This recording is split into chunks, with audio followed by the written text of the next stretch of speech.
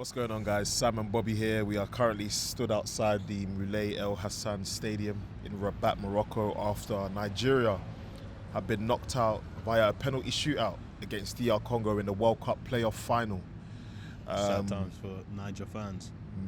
Disappointing. Nigeria will now not qualify for the World Cup for back-to-back tournaments. Didn't qualify in 2022 in Qatar, and now the USA, Canada, Mexico in 2026. They won't be there either. And it sucks. I think it's always painful to go out on a penalty shootout, but I think it's even worse when Nigerians realise that Ghana will be at the World Cup, South Africa will be at the World Cup. Yeah, we're missing the party. We're missing the party, but their biggest rivals are going to be there now. Yeah. Look, it's Nigeria didn't seem like they were in the game at all. I think in the first half, obviously got the early goal. You thought, this could be one-sided. And it actually quite shocked me because I was coming into the game thinking that DR Congo were going to give them a tough outing. But when I saw that early goal, I was thinking, Nigeria might have this, but Yeah. I was definitely wrong. DR Congo did give them a tough outing. Boy, was that a tough outing. Damn. It looked very one-sided, as in it looked like Nigeria weren't even in the game. But yeah, frustrating times. I think the Osimhen coming off via injury changed the game completely for me. It did. It's kind of embarrassing, bro, because it kind of showed that they don't know how to play without Osimhen. Before Osimhen came off, Exposed I a lot, remember man. saying to you, bro, like he was defending, he was attacking. Whenever they had corners, he was the ones that was heading it out. Yeah. But big up the guys like Calvin Bassey, Benjamin Fredericks. Oh my gosh, like these guys were holding it down for Nigeria, and it's just they needed a stroke of luck towards the end, but weren't able to get it, man. Yeah, bro. I mean, when we think about the game, innit, I think that's probably how it went. I think Nigeria, like you said, they started strong, and then Congo just grew and grew into the game. I thought we started well, and it actually looked like we were, progressing the ball well and passing the ball well and connecting it really well. Couldn't quite figure out the midfield in the first first half, to be honest. It was very fluid. Chukwueze and Onyeka started this game, obviously, and Iwobi, they're all kind of switching. Sometimes Onyeka was out on the wide position, and then sometimes Iwobi was deep, and then sometimes Onyeka was deep, and then so it was a bit of maybe they were trying to throw off the Congo players, but I think once the Congo players got into the flow of the game, they look really good, man. I think it was really difficult as well. I mean, the one thing that I would say that Nigeria were unlucky about was the fact that Osimhen obviously came off injured, but so did Iwobi. No creativity in the midfield after that. Was that an injury, yeah? That was an injury as well. You could see Iwobi on the sidelines, just limping a little bit. I think he had something to do with his groin or something like that, but that was a real blow because he was playing, at least he was one of Nigeria's better players during the game. It was definitely a big blow. Obviously losing obviously we celebrated Iwobi's 90th cap this week, so it says how important he is to this team. Not even just today, but over the few years, the years that he's played in this team. But I think a swing moment in the game was when Ndidi missed that chance. I want to say it was Lookman that broke through, laid it back to him, and I don't know, it's just slightly behind him. And obviously it was a great chance to make it 2-0, which I think then changes the game state completely, doesn't it? And then just how football goes, bro. The other time, Iwobi picked off in the middle, and Congo go on a counter-attack and score. It was good. And to be honest, bro, at that point in the game, they probably did deserve to equalise. 100% deserved the equaliser. Yeah. To be fair, it came from a Nigerian mistake, if I'm being honest with you, but it was still very much deserved. I think at that point in the game, we looked like we were in control, as in Nigeria looked like they were in control of the game, but Congo were kind of happy to kind of, make it difficult for us to play through. Yeah. And if we could get the counter-attack, we could do it, because they had, bro, shout out Lewis at the Leopard's Foot, because he warned us about Ilya Lino. Yeah, bro. And he was cooking, dangerous, man. He was rapid. And the wingers were really, really good for Congo. So and that's what made the goal, didn't it? So and that was the first half. Second half, obviously come out and we're looking at the pitch and we're going, huh? Where's that guy with the blonde high top, fam? Bro, I was like, nowhere to be seen. Where is he? Yeah. I can't lie. As a Nigeria fan, I thought the game was over from then. I didn't see Victor on the pitch. We didn't play well in the first half, and he was one of our better players. Yeah. So if he's not there, I don't think there's hope. Yeah, bro. I wanted to give them the benefit of the doubt. I wanted them to go out there and prove me wrong, because we had the players to go and do it. Yeah. But they didn't. I mean, we got to talk about the two forwards that came on. We're talking about Tolu and Akko Adams that came on. both pretty much didn't do much. Yeah, they were very ineffective, weren't they? Unfortunately. Tall players, strong players.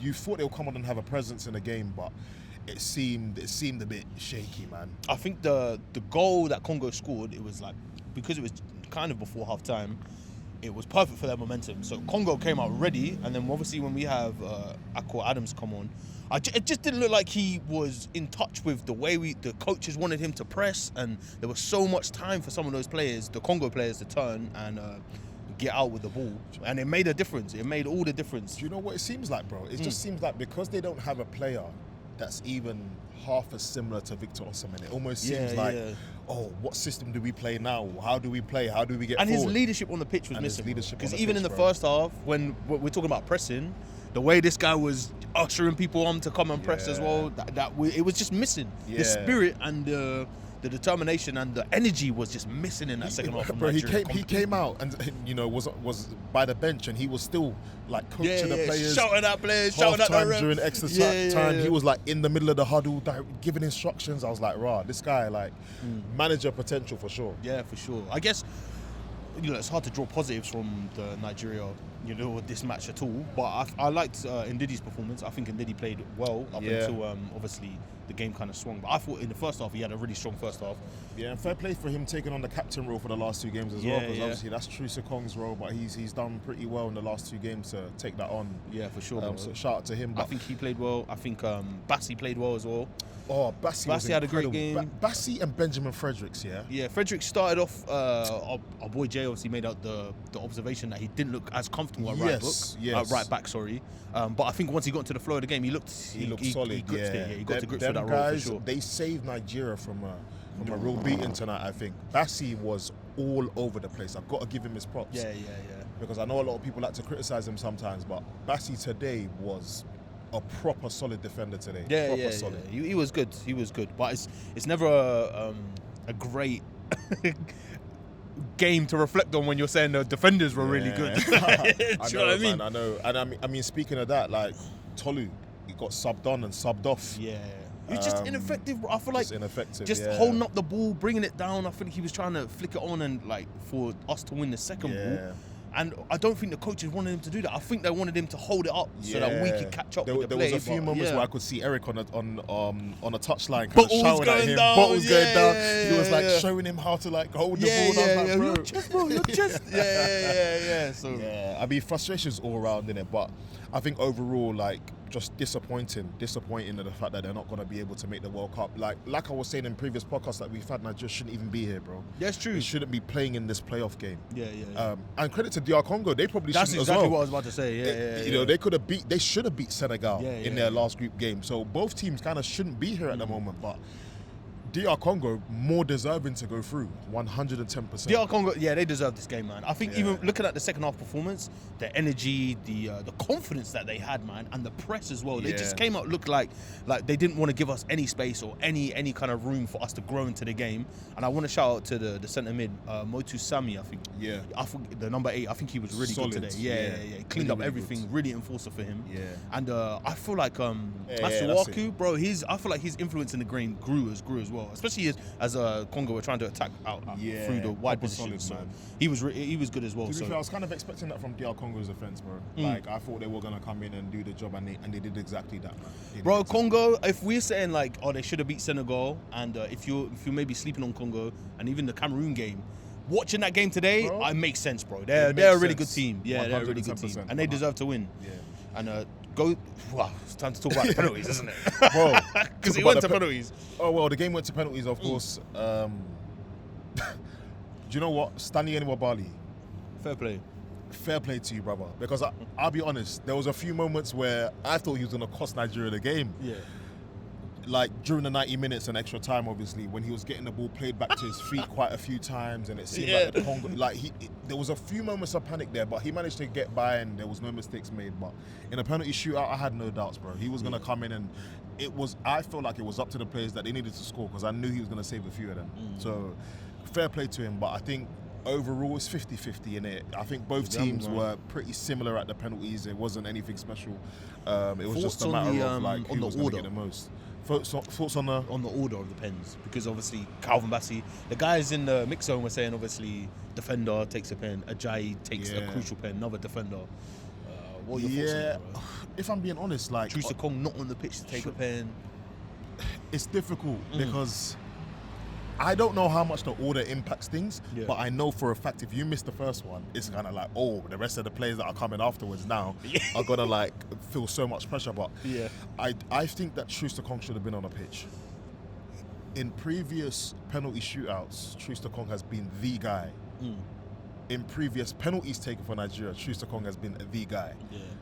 The fact that he wasn't on, maybe, I don't know, the coach didn't trust him in the last couple of minutes to hold it down. I don't know what the situation is, but he should have been on the pitch ready to take a penalty. And I think if it was somebody like him taken first, maybe things would have been different. Yeah, true. Well, builds confidence, doesn't it? You know, builds he scored confidence. The first one. Let's talk about the gaffer, man, because obviously he came out and said some controversial things, we shall say, in the press conference. Obviously, you spoke to him. I spoke to him. I mean, we can play that clip. You guys see that as Run that clip. Run that clip. Yeah, 100%. Eric, coming towards the end of the game, I could see that you were a bit frustrated with maybe some of the DR Congo staff members. Could you give us an update on what happened there? During all the penalty session, a guy of Congo did some voodoo. Every time. So this is why I was a little nervous after him. Yeah. What did you see? Yeah, something like that. You know, with the I don't know if it's a water or something like that. You know, so I don't. William Troost-Ekong play penalty today. Any reason for that? About the captain? Yeah, the captain. Yeah, because he's the best penalty taker. He takes all the penalties. Yeah, but a lot of. We did a penalty session yesterday, so it was a choice. But we can come back. We can come back maybe 1 hour later, and maybe this is not the same. So no, it was a choice, and because I did feel that we are in danger during the 10 last minutes. So this is why we put another defender. So maybe the best choice was.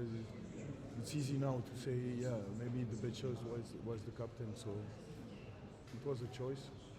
So the reality, we lost. They have, and I have to be focused on the next competition. Frustrated. He was. I mean, at the end of during the penalties, I say maybe the last 2 penalties, it seemed like there was tempers flared between him and the DR Congo coach. Sorry, not the coach, the playing staff. Seemed to be some sort of situation, and then right as soon as Congo scored their deciding penalty, he runs over to them, angry. They're having to hold him back. Seemed like he got a grip on one of them. I'm not too sure what happened, but obviously asking him after the game, that was his verdict. Listen, I don't know what to say. I didn't see anything. I don't know. I just have to take his word for it. But either way, look, Nigeria shouldn't be here. And I'm going to take it as that. Yeah, it's true, bro. I think, I guess the questions over I can't really question too much his tactics, but it's just, in the first half, it's 4-2-3-1. Second half, it looked like a 4-4-2 again. I don't know, it just seemed like when we lost Osimhen, the presence of the team Nigeria team just flew out, and Congo really pounced on that, man. I know they're leopards and that, but they really did pounce on that. Yeah, so I think, I'm one that's always backed Eric in terms of his experimenting and trying new things, and I hear it.